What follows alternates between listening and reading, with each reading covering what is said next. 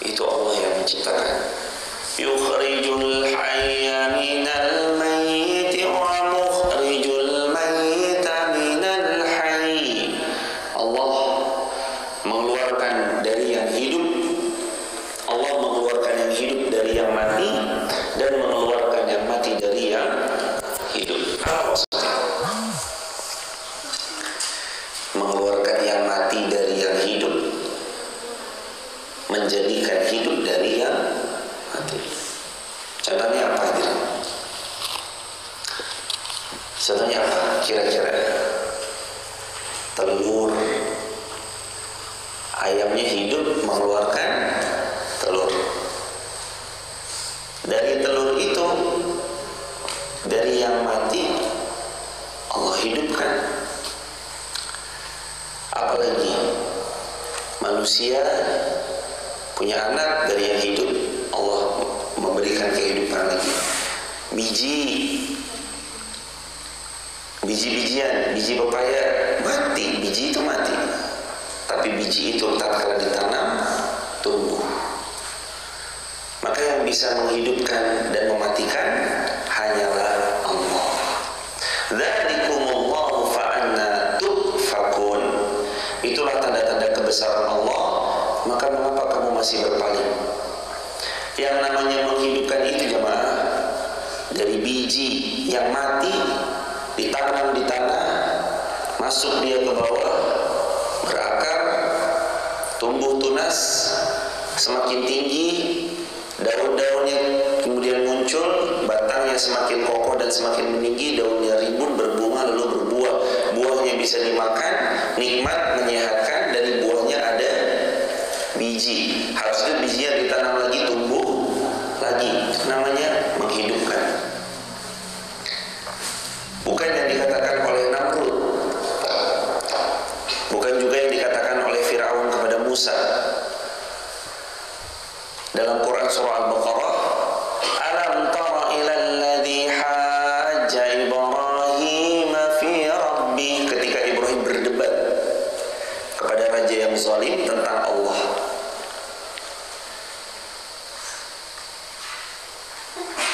Alam tara ilal ladzi hajja Ibrahim fi rabbi an ataahu Allahul mulk id qala Ibrahim rabbi alladzi yuhyi wa yumiit. Kata Nabi Ibrahim, sesungguhnya Tuhanku dan Tuhanmu Allah, yuhyi wa yumiit, menghidupkan dan mematikan. Kata raja zalim itu bilang apa? Qala ana uhyi wa umiit. Aku menghidupkan dan aku mematikan. Lalu diambilnya dua prajuritnya, satu ditebas lehernya, satu dibiarin hidup. Wahai Ibrahim, tidakkah kamu lihat? Yuhyi wa ana uhyi wa umiit. Aku menghidupkan dan aku mematikan. Coba lihat tuh. Yang satu sudah saya penggal kepalanya, mati seketika. Yang satu saya biarin jalan dan dia hidup. Tapi Ibrahim gak kehabisan akal, cerdas ya, bukan main. Qala fa inna Allah ya'ti bisyamsi minal masyriq fa'ti biha minal maghrib. Wahai raja, kalau memang engkau mengaku Tuhan, fa inna Allah ya'ti bisyamsi minal masyriq, matahari Allah terbitkan dari timur, fa'ti biha minal maghrib, coba terbitkanlah dari barat. Allah nerbitin matahari dari timur, tenggelam di barat. Kalau kamu mengaku Tuhan, coba terbitkan matahari dari barat, tenggelamnya di timur, dibalik. Apa kata raja zalim itu? Fabuhitalladzi kafar. Sikapnya raja zalim itu lantas menjadi ingkar. Gak bisa. Seperti itulah kekonyolan orang-orang yang mengaku dirinya adalah Tuhan. Mereka selalu kalah kalau disuruh menunjukkan kekuasaannya, karena benar-benar yang berkuasa hanyalah Allah, bukan manusia.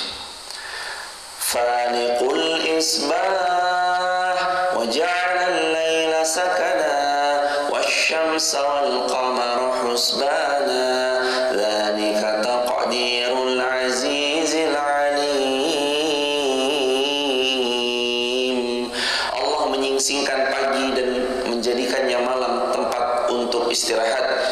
menjadikannya matahari dan bulan untuk perhitungan, itulah ketetapan Allah yang maha perkasa lagi maha mengetahui. Makanya ada tanggalan qamariyah, ada tanggalan syamsiyah. Dia menyingsingkan pagi, tempat kalian bekerja, mencari rezeki, mencari nafkah dan yang lainnya. Wa ja'ala al-laila sakana, dan Allah jadikan malam tempat istirahat. Fitrahnya manusia, paginya mereka beraktivitas, malamnya mereka istirahat. Fitrahnya. Tapi kalaupun memang kondisi finansial di tempat pekerjaan di mana kita berusaha mencari nafkah di sana menetapkan kita untuk kerja malam, ya nggak apa-apa aja malah, nggak apa-apa. Allah menjadikan pagi sebagai tempat beraktivitas dan menjadikan malam untuk istirahat. Coba makanannya bergizi, minumannya menyehatkan, 4 sehat, 5 sempurna. Coba. Tapi jemaah jangan tidur 1 minggu. Gimana kira-kira? Makanannya sehat, minumannya sehat, full gizi, full sayur, full buah, full daging-daging yang fresh, protein tinggi. Tapi jangan tidur 1 minggu, 1 pekan. Apa yang terjadi sama badan kita? Rusak, jemaah. Makanya memang komposisinya pas. Allah kasih 24 jam, ada yang dipakai kerja, ada yang dipakai istirahat. Memang pas komposisinya. Wa ja'ala al-laila sakana wasyamsa wal qamara husbana. Wa ja'ala al-laila sakana. Silakan kalau di waktu tempat istirahat. Waktunya kalian untuk tidur. Waktunya kalian untuk istirahat.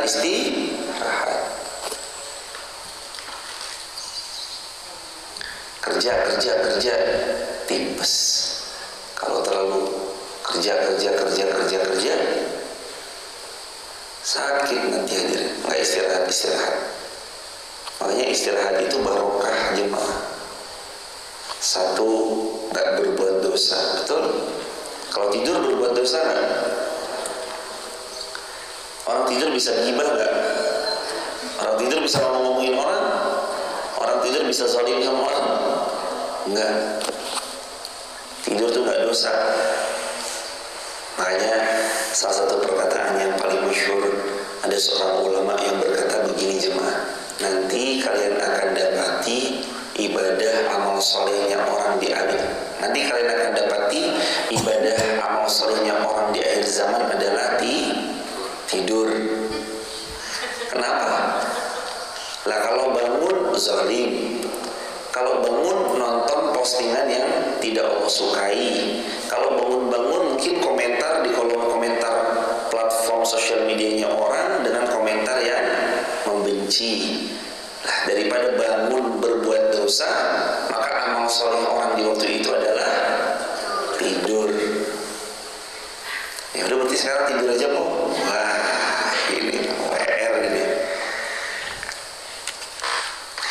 Hadirin jamaah yang dirahmati Allah, jadi sampai saking dunia itu udah luar biasa kemelutnya, saking luar biasa banyak kerusakannya, sampai-sampai seorang ulama menasihati nanti amal solihnya umat di akhir zaman adalah tidur. Karena tidur dia nggak berbuat dosa, nggak gibah, nggak nonton postingan yang kurang Allah suka, nggak melihat kepada hal-hal yang tidak Allah sukai, tidak komentar di sosial medianya orang dengan komentar yang membenci hingga akhirnya menimbulkan permusuhan. Ini kan daripada begitu ya, tidur aja cuma. Wa ja'ala al-laila sakana. Allah sebut sakana itu bukan sekedar tidur. Wa ja'ala, dan dialah Allah yang menjadikan al-laila, malam bagi kalian, sakana. Bukan cuma sebagai tempat istirahat. Sakana itu artinya sebagai tempat sakinah. Apa sakinah? Tenang. Jadi sakana, tidur tuh emang menenangkan jemaah. Kalau hari ini kita lagi punya masalah, udah tidur aja, besok juga bangun insya Allah lupa sama masalah itu. Kita lagi punya masalah yang rumit, udah tidur aja, besok juga masalah rumit itu Allah yang menyelesaikannya. Kita lagi bingung, khawatir tentang masa depan, besok saya mau kerja di mana ya, mas-mas, mbak-mbak yang datang lagi galau, saya besok jodohnya siapa ya? Udah, nggak usah mengkhawatirkan jodoh, yang penting kita jadi baik, memantaskan diri jadi baik, terus bangun-bangun insya Allah udah ketemu jodohnya insya Allah. Sakanah, ya memang sakinah, orang tidur tuh sakinah. Bu jamaah mau makanannya bergizi, hadirin mau minumannya sangat-sangat bagus, terjaga pola makannya. Tapi kalau kurang istirahat, sama aja jamaah, rusak badan kita. Makan bagus, minum bagus, protein terpenuhi, gizinya luar biasa sempurna. Tapi kalau nggak tidur, rusak. Tidur makanya. Berapa harus minimal tidurnya? Masing-masing bisa melihat kepada kebiasaan dan keperluan masing-masing. Lah kalau yang Rasulullah lakukan itu gimana? Adalah Rasulullah SAW tidur di awal malam, ba'da isya tidur, kecuali kalau ada keperluan. Nabi taruhlah isyanya jam 7, ba'da isya langsung tidur. Jam 7:30 misalkan isya sholat plus zikir selesai 7:30 langsung tidur. Tidur di awal waktu, bangunnya juga paling awal. Nabi tidur berapa kali? Nabi tidur berapa kali? 3 kali. Kapan aja? Yang pertama setelah isya, yang kedua setelah tahajud sebelum subuh. Nabi rebahan dulu, tidur, riap-riap. Tapi ini Nabi aja mah. Kalau kita ya bablas ini hadirin. Satu lagi, qailulah sebelum zuhur. Jadi Nabi tidur berapa kali? 3 kali. Satu setelah isya, di awal malam Nabi tidur langsung. Wah, dan memang benar ampuh ini jemaah. Tidur cara Nabi ini ampuh sekali memang. Bagus kalau tidur di awal. Tapi bangunnya paling awal. Nabi tahajud, lalu dalam hadis Bukhari, la tas'al an tulihinna wa husnihinna. Bunda Aisyah radhiyallahu anha berkata, la tas'al, jangan kamu tanya, an dari tulihinna, panjangnya sholatnya Nabi ketika tahajud, wa husnihin, dan bagusnya sholat Nabi SAW. Saking panjang dan bagus. 1 rakaat adalah 4 juz, 5 juz, 4 halaman. 1 rakaat berapa? 5 juz, 4 halaman. 1 rakaat. 6 rakaat khatam Quran. 5 rakaat tambahin dikit, 6 rakaat lah ya. 5 juz kali 6 kan 30 juz khatam Quran. Selesai Nabi zikir. Habis zikir, azannya misalkan jam 5 pagi, jam 5, kira-kira 4:30 Nabi sempatkan tidur sebentar ya, 10 menit, 15 menit gitu. Nabi SAW punya alarmnya Bunda Khadijah, Bunda Aisyah radhiyallahu anha. Nah, kita mau praktek ya boleh, tapi pastikan punya alarm. Entah itu pasangan atau alarm handphone supaya nggak bablas. Tapi biasanya ya kita bablas. Itu yang kedua. Jadi Nabi tidur yang pertama awal malam, tidur yang kedua lepas tahajud sempat tidur sejenak. Nah, yang ketiga ini ya sama. Kalau nggak hati-hati ya bablas. Tidur beberapa menit sebelum zuhur. Zuhur jam berapa? 12. Setengah 12 tidur sampai mungkin 15-an menit atau mungkin lebih sedikit. Itu jemaah 3 kali Nabi SAW tidur. Wah, yang siang itu memang enak sekali itu jemaah. Siang sempatkan tidur, lalu Nabi beraktivitas seperti sedia kala. Jadi apakah tidur harus 8 jam? Silahkan, tergantung kebutuhannya. Kalau memang butuhnya 8 jam, silahkan. Tapi kalau mau mengikuti caranya Nabi itu tidurnya itu polanya seperti tadi, 3 waktu dalam satu hari. Ba'da isya, sebelum subuh lepas tahajud, lalu sebelum zuhur. Dan Nabi orang yang paling sehat di dunia ini. Nabi sakit cuma berapa kali? 1 kali, itu pun jelang-jelang wafat. Sehat sekali, diimbangi sama puasa. Satu sunnah Nabi yang kita ikuti ya karena sunnahnya Rasulullah. Adapun kita dapat sehatnya itu bonus. Tapi buat kita, karena kita beriman kepada Rasulullah SAW, tidur di awal malam tuh enak sekali hadirin, enak banget. Jam 3 bangun, zikir, sholat, baca Quran. Sebelum subuh, reyeh apa sih? Riap-riap sebentar, terbangun. Jangan sampai kebablasan. Ayat 97. Wa huwal ladzi ja'ala lakumun nujum litahtadu biha fi dhulumatil barri wal bahr. Qad fassalna al-ayati liqaumin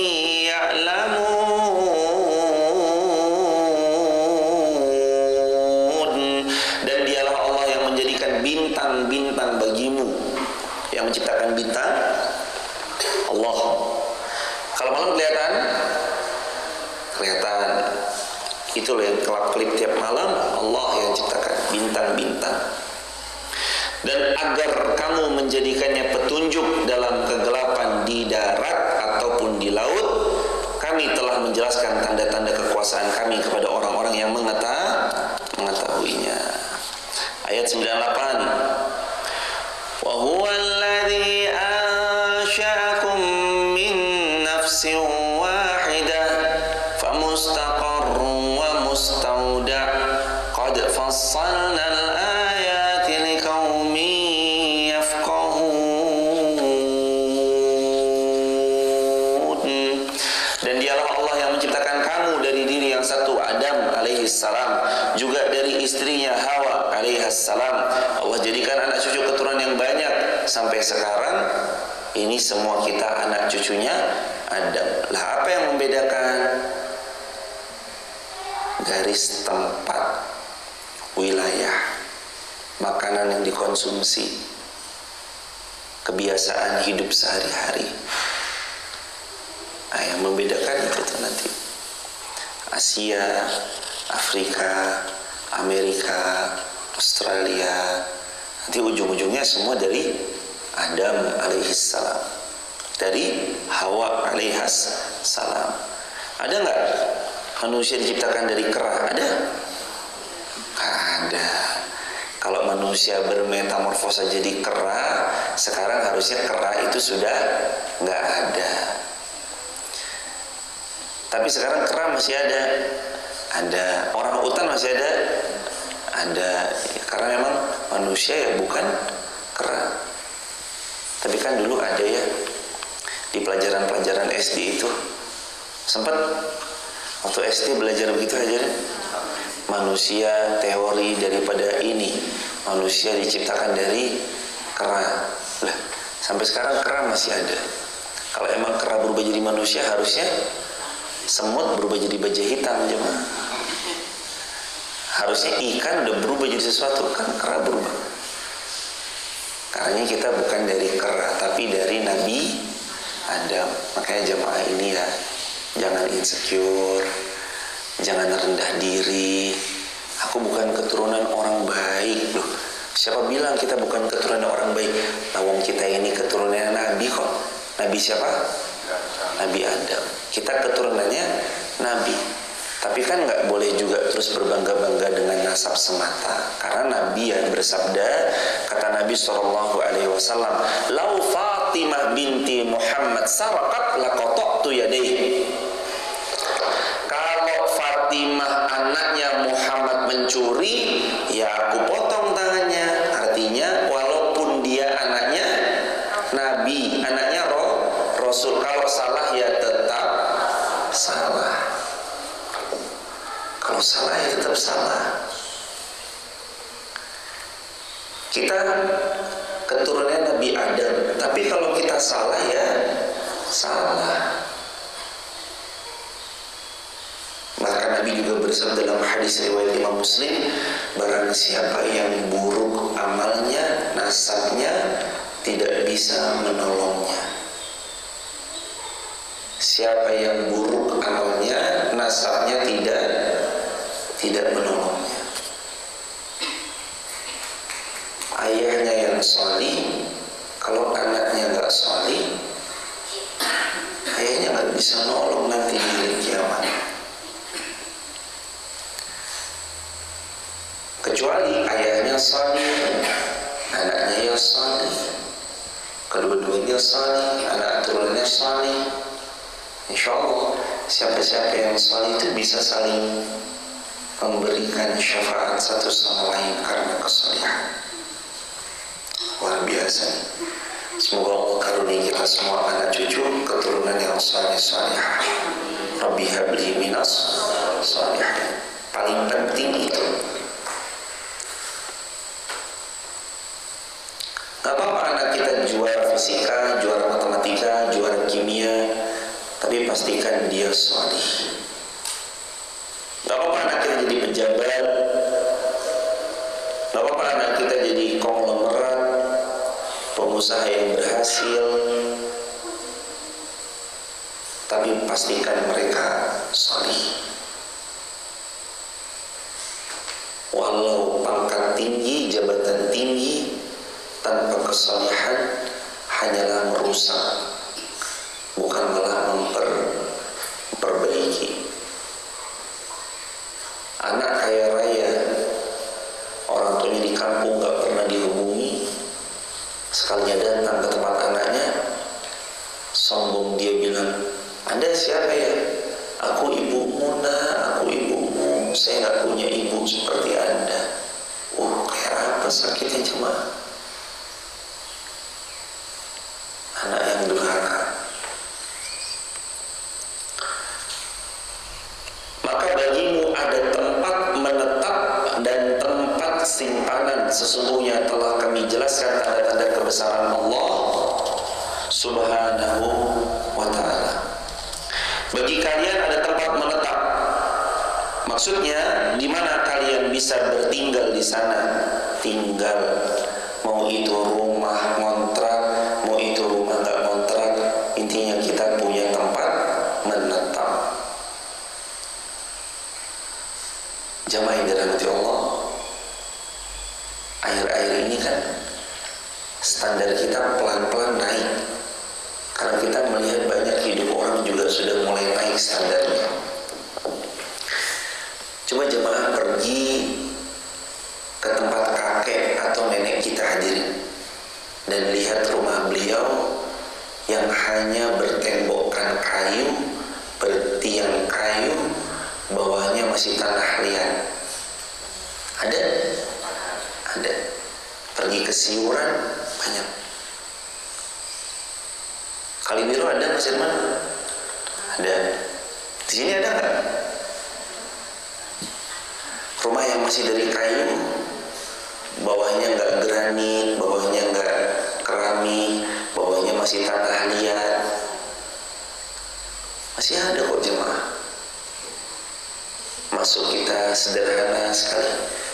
Ternyata standar orang hidup zaman dulu sama standar orang hidup zaman sekarang ini ya berbeda. Zaman dulu tembok gak harus pakai batu bata, diplester, diaci dan lain-lain. Mereka cukup pakai kayu dan mereka hidup bahagia di sana. Dan lagi orang zaman dulu rumahnya gede-gede, anaknya banyak, padahal nggak ada mesin cuci. Sekarang rumahnya udah ada mesin cuci. Anak zaman sekarang kalau punya keturunan milihnya sedikit-sedikit. Padahal bagusnya kalau lihat sabdanya Nabi SAW, fa inni mukatsirun bikumul umam. Aku senang kalau kalian itu memiliki banyak anak, karena kelak aku akan berbangga dengan banyaknya umatku, kata Rasulullah SAW. Ya emang makin kesini standar hidup itu makin naik. Dulu orang bisa bahagia, Allah hidup sederhana tapi bahagia.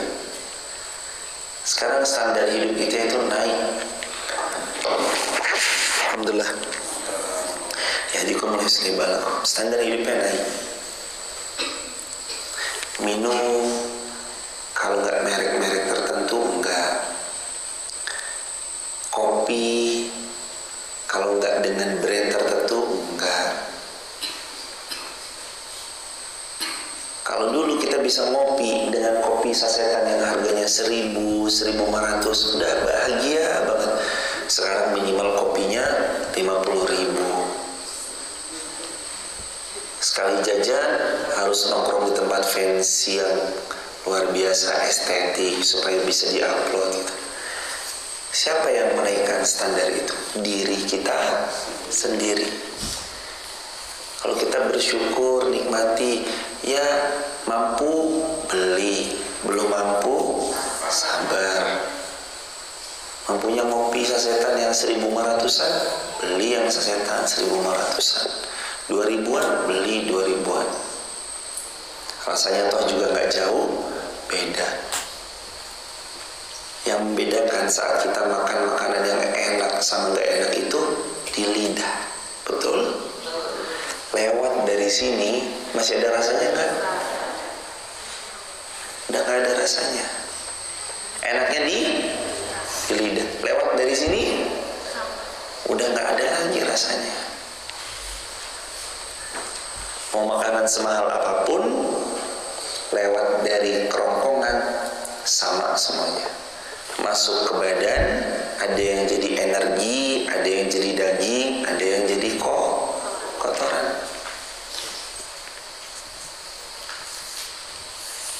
Begitulah jadi Allah Subhanahu wa ta'ala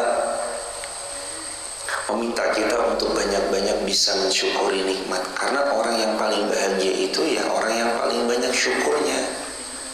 Paling banyak syukurnya, paling baik rasa berterima kasihnya kepada Allah.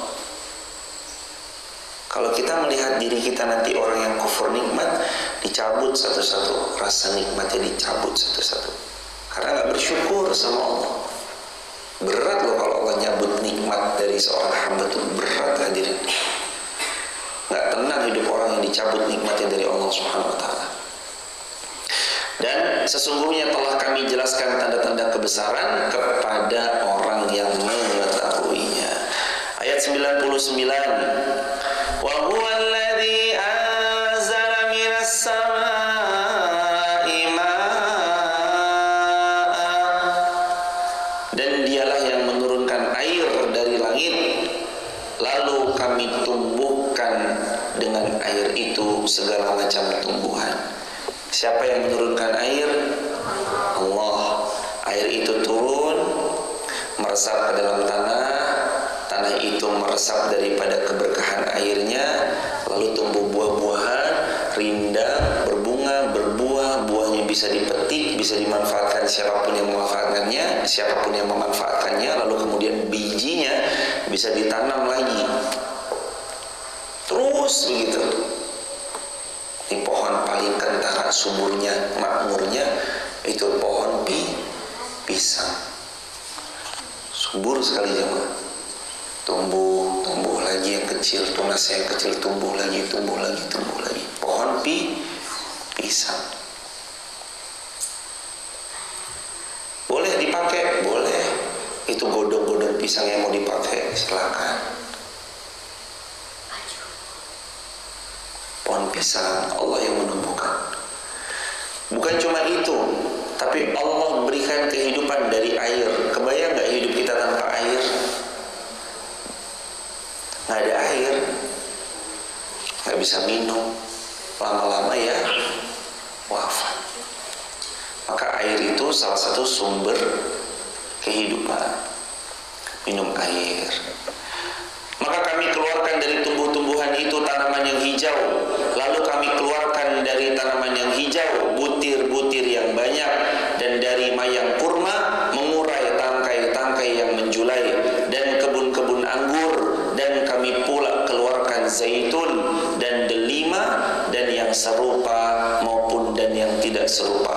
Artinya buah-buahan itu semuanya juga atas seizin Allah. Sekarang musim apa? Duren. Siapa yang mengeluarkan durian itu? Allah. Nah, jamaah pernah lihat kelapa? Tahu kelapa? Siapa yang isi airnya? Coba jemaah lihat. Kok bisa kelapa dalamnya ada airnya, dan air kelapa menyehatkan badan? Itu siapa yang ngisi airnya tuh? Allah. Masuk lewat mana coba jemaah? Kalau dipikir-pikir, air kelapa tuh masuk lewat mana? Ada lubangnya gitu? Gara-gara air hujan itu? Enggak, rapat sekali jemaah. Rapatnya bukan main. Itu Allah. Duren, luarnya berduri, tajam. Kalau tangan satu kita megang gini, tangan kita nih bisa-bisa sakit. Biasanya maka tukang durian pakai sarung tangan. Begitu dibelah duriannya, dibuka duriannya, Masya Allah, ada buah yang enaknya bukan main. Itu siapa yang menciptakan tuh hadirin? Allah. Bagi yang suka, kalau nggak suka, ya puyeng jemaah. Dengar wanginya aja udah puyeng. Durian. Allah yang menciptakan. Pisang, mangga, delima, zaitun, dan semuanya itu Allah yang menciptakan. Bulan-bulan pertama, bulan-bulan kedua, bulan-bulan ketiga, dan seterusnya. Lalu bisa dipetik. Itu Allah yang menciptakan. Benar-benar karunia Allah. Perhatikan buahnya. Pada waktu berbuah dan menjadi matang, sungguh pada yang demikian itu terdapat tanda kebesaran dan kekuasaan Allah bagi orang-orang yang beriman. Perhatikan ya, buah Allah yang nyuruh. Perhatikan buahnya ketika dia masak atau matang. Coba lihat. Bisa kita menciptakan kayak gitu? Bisa menciptakan mangga, duku, durian, salak? Gak bisa. Siapa yang menciptakan? Allah. Lagi-lagi menunjukkan betapa kecilnya kita. Kita bukan apa-apa, kita bukan siapa-siapa, kita gak punya apa-apa, dan kita gak bisa apa-apa. Semuanya atas kehendaknya Allah. Yang kecil, buah yang paling kecil apa? Ceri. Tahu jemaah buah ceri? Ceri yang merah-merah itu tuh, kecil sekali. Itu buah kecil aja kita nggak bisa jemaah nyiptain. Apalagi yang gede, durian, nangka, cimpedan, pisang, dan yang lain-lain, sirsa. Yang nyiptain Allah tuh, kelapa, Allah tuh yang nyiptain. Udah gitu banyak lagi variannya. Mau butuh vitamin ini, buahnya ini. Vitamin itu, buahnya itu. Vitamin ini, buahnya ini. Banyak sekali jemaah. Luar biasa Allah itu menciptakan buah-buahan, luar biasa. Ayat 100. Dan mereka orang-orang musyrik menjadikan jin sekutu-sekutu bagi Allah, padahal Allah yang menciptakan jin. Dan mereka berbohong dengan mengatakan Allah mempunyai anak laki-laki dan Allah mempunyai anak perempuan tanpa ilmu. Maha suci Allah dan maha tinggi dari sifat-sifat yang mereka gambarkan. Makanya kalau ada orang berbuat syirik, percaya kepada orang yang tidak normal, datang kepada orang yang tidak pintar, lalu percaya sama orang itu, maka dia telah berbuat syirik. Dan apa yang dikatakan orang itu tidak mungkin akan terjadi kecuali dengan izinnya Allah.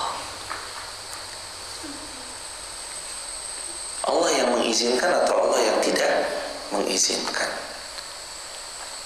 Kalau mereka berbohong dengan ucapannya, maka itu tanggung jawabnya di hadapan Allah. Tapi kita yang datangnya yang kurang kerjaan jemaah. Baru datang aja, Nabi bersabda, "Man ata kahinan lam tuqbal salatahu arba'ina yauman."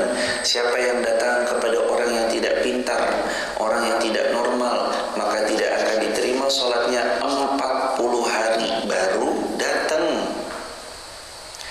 Man ata kahinan fasaddaqa bima yaqul. Barang siapa yang datang ke dukun, orang tidak pintar, orang tidak normal, lalu membenarkan, maka dia telah kufur terhadap Islamnya. Makanya wajib dia mengulangi syahadat. Wajib mengulangi, jangan berbuat syirik. Terakhir, Badi'us samawati wal ard, anna yakunu lahu waladun wa lam takun lahu sahibah, wa khalaqa kulla syai'in wa huwa bikulli syai'in alim. Dan dialah Allah, Badi'us samawati wal ard, pencipta langit dan bumi. Anna yakunu lahu waladu wa lam takul lahu sahibah. Bagaimana dia bisa memiliki anak padahal dia tidak mempunyai istri. Lam yalid wa lam yulad wa lam yakul lahu kufuwan ahad. Dan dialah yang menciptakan segala sesuatu, dan dia pula lah yang mengetahui segala sesuatu. Allah tidak beranak, tidak pula diperanakkan, nggak punya anak. Maka batillah pendapat atau sangkaan mereka-mereka yang menganggap Allah itu punya anak. Gitu hadirin. Yuk kita buka tanya jawab. Silakan hadirin, kalau ada yang mau bertanya, fadhol. Silakan Ibu, fadhol Ibu. Silakan Ibu. Assalamualaikum warahmatullahi wabarakatuh. Waalaikumsalam warahmatullahi wabarakatuh. Untuk yang menanyakan surat Al-An'am 96 tadi, bahwa pagi itu untuk bekerja, pada intinya pagi untuk bekerja atau beraktivitas, dan malam untuk istirahat, kecuali kebutuhan finansial. Jadi misalnya ada pekerjaan ganti jadwal atau shift panjang. Jadi 2 bulan itu pagi, 2 bulan shift malam. Ya, baik. Itu terus berarti tidak menganut atau beribrat pada Al-Quran. Jazakumullah khair. Itu yang bagaimana? Boleh Ibu, boleh. Ini mikrofonnya biar teman-teman di Instagram bisa mendengar pertanyaannya langsung. Ya, Assalamualaikum warahmatullahi wabarakatuh. Dipencet hadirin.